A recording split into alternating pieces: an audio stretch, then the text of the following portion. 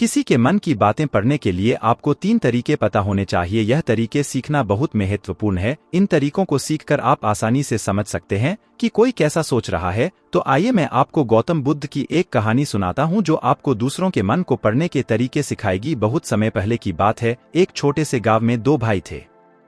बड़े भाई अंधा था, इसलिए वह हमेशा घर पर ही रहता था और छोटे भाई खेती करता। हालांकि खेतों में बहुत सारे जानवर थे और उनके कारण पूरी कृषि बर्बाद हो रही थी। इससे छोटे भाई को बहुत परेशानी हो रही थी। फिर एक दिन उसे ख्याल आया कि वह अपने अंधे बड़े भाई की मदद क्यों नहीं लेता ताकि वह खेतों से जानवरों को भगा सके, क्योंकि उसका बड़ा भाई अंधा था। वह खेत में बैठकर जानवरों की आवाज सुनते ही उन्हें डरा सकता था। इस तरीके से हमारी कृषि बच सकती थी। इस सब कुछ सोचने के बाद उसने अपने खेत में एक छोटा सा झोपड़ा बनाया और अपने अंधे भाई को उसमें रखा। उसने उससे कहा, भाई अगर तुम किसी जानवर की आवाज सुनो तो जोर से चिल्लाओ और जानवर यहाँ से भाग जाएंगे। इससे हमारी फसलें बच जाएगी। बड़ा भाई अपने छोटे भाई के विचार से सहमत हो गया और खेत में बैठने लगा। जब कभी उसे किसी जानवर की आवाज सुनाई पड़ती वह तुरंत जोर से चिल्लाने लगता और जानवरों को डराकर भगा देता। वे कई दिनों तक यह अभ्यास जारी रखते हैं। एक दिन एक हिरन उनके खेत में दौड़ रहा था और खेत को तोड़कर भाग गया। हालांकि एक राजा भी वहां था। बुद्ध की कहानियां जो हिरन की पीछा कर रहा था। राजा का ध्यान अंधे भाई पर गया और उनसे पूछा, क्या तुमने यहाँ एक हिरन देखा है? जवाब में अंधे भाई ने कहा, मैं अंधा हूँ, मैं कैसे हिरन देख सकता हूँ, पर मैं तुम्हें इतना बता सकता हूँ कि मेरी खेत से जो जानवर भाग गया है वह आपकी पीछा करने लायक नहीं है। आप अपना समय बर्बाद कर रहे हैं। उस अंधे के शब्दों से चौंका हुआ था रहा हूँ, वह पीछा करने लायक नहीं है। तब राजा ने अंधे से कहा, क्या तुम मुझसे झूठ नहीं बोल रहे? एक और तुम कहते हो कि तुम अंधा हो और दूसरी ओर तुम यह दावा करते हो कि वह जानवर जो यहाँ से भाग गया है मेरे पीछे पड़ने के लायक नहीं है। फिर अंधा भाई ने कहा, ओ राजा, वह प्राणी जिसे तुम हिरन समझ रहे हो वह वास्तव में हिरन नहीं है। वह एक मादा हिरन है और मेरे ज्ञान के अनुसार वह गर्भवती है। मैंने कभी सुना नहीं है कि कोई राजा एक गर्भवती मादा हिरन की शिकार करता है। इसलिए मैं तुम्हें यह कह रहा हूँ कि वह तुम्हारे पीछे पड़ने के लायक नहीं है। तुम्हें उसकी पीछा करने में अपना समय बर्बाद नहीं करना चाहिए। यह सुनकर राजा और भी हैरान हुआ। मन की बातों को पढ़ने की कला उसे समझ में नहीं आया कि अंधा यह कैसे जान सकता है कि वह गर्भवती मादा हिरन है। उसने सोचा कि कैसे एक अंधा यह जान सकता है मैं जिस हिरन की शिकार कर रहा हूं वह क्या गर्भवती है या नहीं। इस अद्भुत अंधे का इतना आत्मविश्वास के साथ कैसे कह सकता है? इसलिए मुझे इसे जांच करना होगा। इसलिए राजा ने सत्यता जानने का निश्चय किया और अपने कमांडर से कहा, कमांडर, मुझे चाहिए कि वह प्राणी जिंदा रहे, क्योंकि मुझे जांच करना है कि यह वाकई एक गर्भवती मादा हिरन है। यह अंधा आदमी इतनी आत्मविश्वास के साथ कह रहा है और मुझे यह सुनिश्चित करना है। जाओ और जांच की क्या वह एक गर्भवती मादा हिरन है। राजा के आदेश पर कमांडरों ने हिरन को पा करने के लिए चला गया। कुछ समय बाद जब वह लौटे तो राजा से कहा, राजा, यह अंधा आदमी पूरी तरह से सही कह रहा है। वह वाकई एक गर्भवती मादा हिरन है। इस सुनकर राजा हैरान हो गया। उसे समझ में नहीं आया कि यह अंधा आदमी कैसे जान सकता है कि वह गर्भवती मादा हिरन है। राजा के मन में कई सवाल उठे। आखिरकार राजा ने इस पर पूरी तरह से समझौता करने का निश्चय किया और अंधे से कहा, सुनो, मुझे यह नहीं पता कि तुम सचमुच अंधे हो या नहीं, लेकिन मैं तुमसे एक सवाल पूछने आया हूँ। क्या तुम मेरे सवाल का सही जवाब दोगे? जवाब में अंधे ने कहा, राजा, आप मुझसे जो भी पूछना चाहेंगे मैं आपको सच्चाई से जवाब दूंगा। राजा ने कहा, देखो, एक और तुम कहते हो कि तुम अंधे हो और दूसरी तरफ तुमने मुझे कहा कि मैं जिस जानवर की मैं पीछा कर रहा था तुम कहते हो कि वह गर्भवती मादा हिरन है, और साथ में तुम्हें यह भी पता लगाता है कि तुम्हारे खेतों में जानवर कब आते हैं और कब जाते हैं। तुमने यह सब कैसे अनुमान लगाया? तब अंधा आदमी ने समझाया, सर, जब आप उस मादा हिरन की पीछा कर रहे थे तो उसकी गति और दौड़ते हुए मन की बातों को पढ़ने की कला आवाज से ही मुझे पहले से ही समझ आ गया था कि यह हिरन है। और मेरी खेत की बांध काफी छोटी थी, उसकी ऊंचाई ज्यादा नहीं थी। अगर यह सामान्य हिरन होती तो वह आसानी से उस बांध को पार कर सकती थी, लेकिन वह हिरन ने उस बांध को तोड़कर भाग लिया था और यदि वह बांध पार करने की कोशिश करती तो उसके संतान को खतरा होता। इसलिए मुझे समझ में आ गया कि वह गर्भवती है। इस व्याख्या को सुनकर राजा अंधे के विशेष ज्ञान और कौशल को देखकर चौंके हुए हैं। मन की बातों को पढ़ने की कला। वह समझता है कि यह व्यक्ति अंधा होने के बावजूद अनूठी जानकारी और क्षमताओं से संपन्न है। राजा इसका लाभ उठाने का निश्चय करता है और अंधे से एक और सवाल पूछता है। राजा कहते हैं, तुम बुद्धिमान हो और तुम्हारी कई बातों की गहरी समझ लगती है।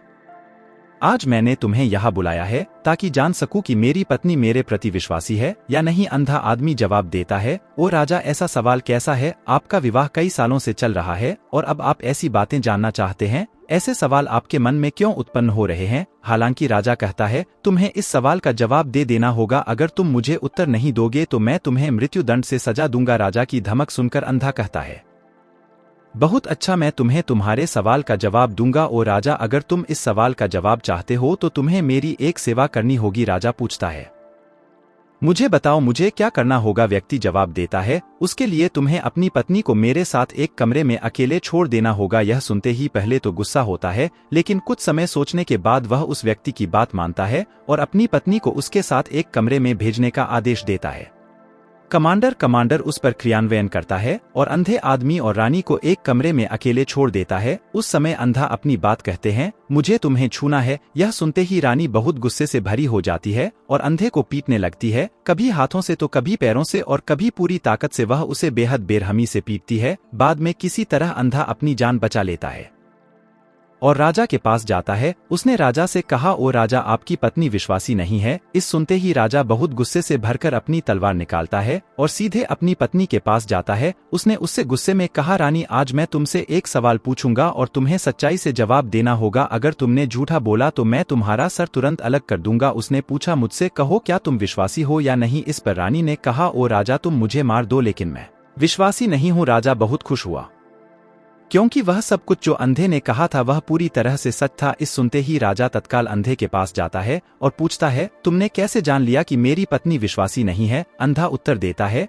ओ राजा, यह काफी सरल है। मैंने आपकी पत्नी से कहा कि मैं उसे छूना चाहता हूँ और वह इतनी रोष में आ गई कि मुझे मारने लगी। वफादार औरत कैसे किसी अन्य पुरुष को छू सकती है? जब मैंने उससे कहा कि मैं उसे छूना चाहता हूं, वह मुझे इनकार कर सकती थी, लेकिन उसने मुझे मारना शुरू कर दिया और उस प्रक्रिया में उसने मेरे पूरे शरीर को छुआ। अब तुम मुझसे बताओ, इस प्रकार की औरत विश्वासी कैसे हो सकती है? राजा कहता है, तुम बहुत बुद्धिमान हो। ठीक है, तो चलो आगे बढ़ते हैं। उसके बाद वह जोर से कहता है, एक और सवाल का सही जवाब दो और मैं तुम्हें यहाँ से जाने दूंगा। राजा फिर पूछता है, मुझे बताओ, क्या मैं सचमुच मेरे पिता का बेटा हूँ या किसी और का? इस पर अंधा आदमी उत्तर देता है, ओ राजा, इससे तुम्हारा क्या लेना देना है?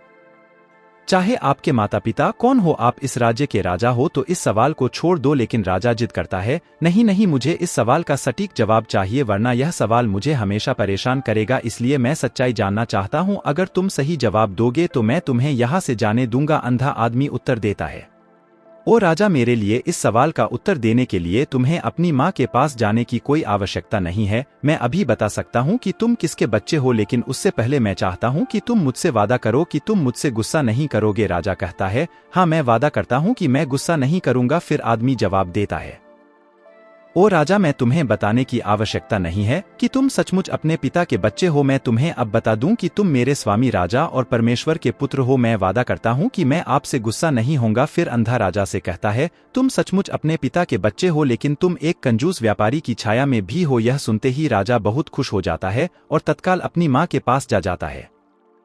उससे कहता है, माँ, कृपया मुझे सच बताओ, क्या मैं सचमुच अपने पिता का बच्चा हूँ या किसी अन्य का? अगर तुम मुझे सच नहीं बताओगी तो मैं यहाँ ही अपनी जान दे दूंगा। मुझे सच बताओ, क्या है? राजा की माँ कहती है, पुत्र, तुम सचमुच अपने पिता का बच्चा है, लेकिन तुम एक कंजूस व्यापारी की छाया में भी हो। जब मैं नहाकर अपनी आवश्यकता अनुसार देख रही थी तो मैंने तुम्हारी ऊपर कंजूस व्यापारी की छाया देखी। यह सुनते ही राजा बहुत खुश हो जाता है और तत्काल ही अंधे के पास लौटता उससे पूछता है, तुमने कैसे जान लिया कि मेरी ऊपर कंजूस व्यापारी की छाया थी? अंधा जवाब देता है, ओ राजा, आप मुझसे कई सवाल पूछते हैं और मैंने सभी के सही उत्तर दिए हैं। अगर आप कोई अन्य राजा होते तो मैंने अब तक कई पुरस्कार प्राप्त कर लिए होते, लेकिन आपने मुझे कुछ नहीं दिया। मैंने अब तक एक भी पैसा नहीं लिया है, इसी से मैंने अनुमान लगाया कि आप बहुत कंजूस है। यह सुनकर राजा हंसते हुए कहता है, जो भी तुम मांगो मैं जरूर दूंगा, लेकिन मुझे बताओ, तुम कैसे जान लेते हो क्या सही है और क्या गलत, और तुम इतने सटीक और निष्कलंक उत्तर कैसे दे सकते हो? अंधा आदमी कहता है, ओ राजा, मैं प्राकृतिक रूप से अंधा हूँ। अगर मेरी आंखें होती तो मैं किसी के विचारों को आसानी से समझ सकता। मन का अपनी भाषा होती है और इस भाषा को किसी के शरीर की क्रियाओं में देखकर समझा जा सकता है। व्यक्ति की आंखों, होठों, काम करने के तरीके और उनकी गतिविधियों को देखकर हम समझ सकते हैं कि उसके मन में क्या चल रहा है। इस पर आधारित हम किसी की विचारों को जान सकते हैं, लेकिन मैं अंधा हूं, इसलिए मुझे क्रियाओं के माध्यम से जानना पड़ता है।